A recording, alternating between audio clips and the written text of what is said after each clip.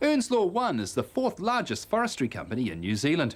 In a move to extract more value from their resources, they've begun introducing freshwater crayfish, or Koura, into fire ponds in their forests in Otago and Southland. John Hollows is overseeing the project, which includes a facility for breeding stock and juveniles. Well, about 5 years ago, Earnslaw looked for other revenue streams from the forest in between the Douglas fir harvest, which is about 45 years, and started come up with ideas like truffles and ginseng and mushrooms, and the local forest manager here, Greg Kendall, thought freshwater crayfish might be a goer in the existing fire ponds, and it all started from there really. We've got all the permits through now, and Doc and Iwi and local farmers and neighbours are all pretty happy with what we're doing. And we're doing a lot of experimentation with different pond shapes, different refuge, different plants around the ponds, and we're just really stocking our ponds, building up our biomass. And I guess we were lucky enough to receive sustainable farming funding recently, which is going to enable us to enlarge our work program and our experimentation.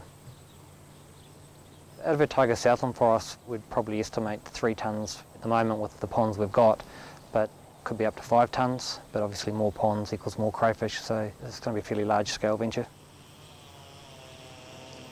This forest here has been here since about 1900. It was planted as an experimental forest. So we've got production forest here, but also in amongst that we've got swimming dams, public recreation areas, and also a lot of mountain biking. So sort of a community focus as well with this forest. We've got a logging operation going on here at the moment. They're doing about 16 hectares of clear fell. The forest is around about 5,000 hectares.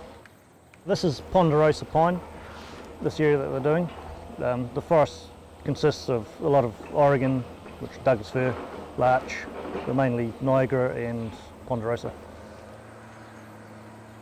We've got about 70 or so ponds at the moment, and in certain areas we'll develop more. We're using for Koura, but they are used for firefighting during the fire season. We identified early on with the aquaculture venture that the key to getting your biomass of fish up was to produce large numbers of juveniles, and hence the hatchery. What we've got here is pretty much a facility where we've got a breeding unit down the far end where we breed our males and females, and a glass facility you see here where the buried females, those carrying eggs, are left to develop. And by keeping the water warm throughout the year, we can take about 7 months off the development stage to saleable fish. The water here comes from the Hawkton Otterburn irrigation race, sourced about 111 kilometres away in the Manuherikia River. We've got a heating and a cooling unit here which keeps the water at around 13-14 degrees, which is sort of the optimum we think for growing crayfish, and takes away the winters here where things get frozen, and obviously summer when water can get up to about 20-25 degrees. This is the breeding room for freshwater crayfish. In each blue tub we've got a male and a female, and we hold them in there till the female gets in berry, and then we remove the males out. Pretty much just let nature take its course. We provide the lighting conditions that mimic high summer when crayfish breed, keep the water at a temperature where they will breed, and pretty much let nature do its thing. The females need to shed their shell to breed. The eggs are held internally, and they've got to be soft to actually produce the eggs. The shell also is a source of calcium, so they eat that after they've molted. So once they get in berry in the far room, they come down to the glass room, sort of a rearing room if you like, and here's a female with some further developed eggs. She keeps them under her tail, she aerates them and cleans them and removes any ones that are diseased or not quite right. So they're pretty good mums looking after their eggs. Probably about 400 or 500 under there. The bigger the fish, the more eggs they carry, obviously. We're probably looking at about 80-90% survival. In the wild, they estimate that only 5% of the eggs actually reach a free living stage, so it's a real benefit having them in the hatchery. This is a holding facility. There's 2 purposes. One, we can hold buried females in here till we've got room in the glass tanks, or they get the later stage of development before they become free living.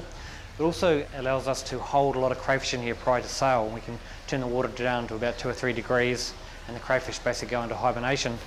And basically it's crayfish motels, look a bit like this, and it enables you to increase the carrying capacity of crayfish you can hold. A tank like this, about 5,000 litres, comfortably hold about 1,000 crayfish. What we've got here is a good sized male crayfish. Obviously they don't grow as big as marine crayfish. Taste-wise, they taste like a marine crayfish, but they've got a sweeter meat. The saltwater crayfish is bland by comparison, so they're a very nice article to eat.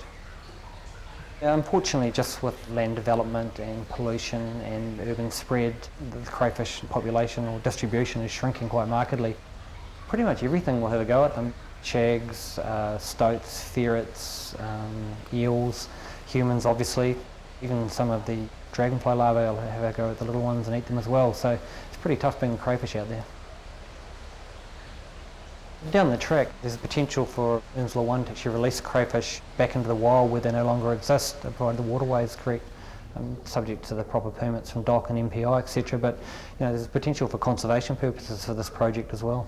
The pH looking good there, Paul? Yeah, it's all pretty good. Yep. And from a forestry perspective, there's also the potential to get a big environmental tick, because freshwater crayfish need a good, healthy waterway and environment.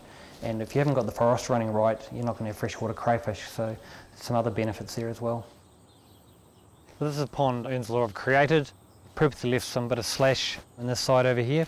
Creates a bit of refuge for the crayfish, somewhere to hide and hang out from predators. And also, as the wood rots down, it has fungi and bacteria growing on it that also provides a food source. With the bankside vegetation, you can see it's starting to sort of lean into the ponds.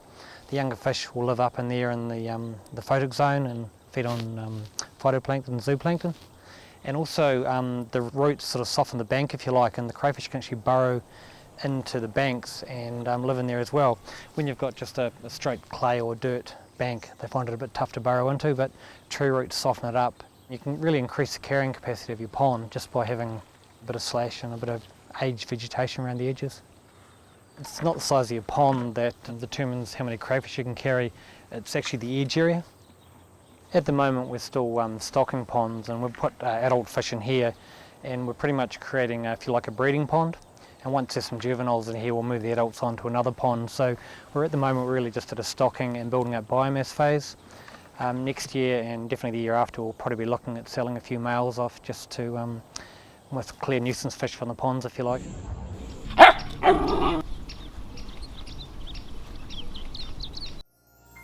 This program was made with funding from New Zealand On Air.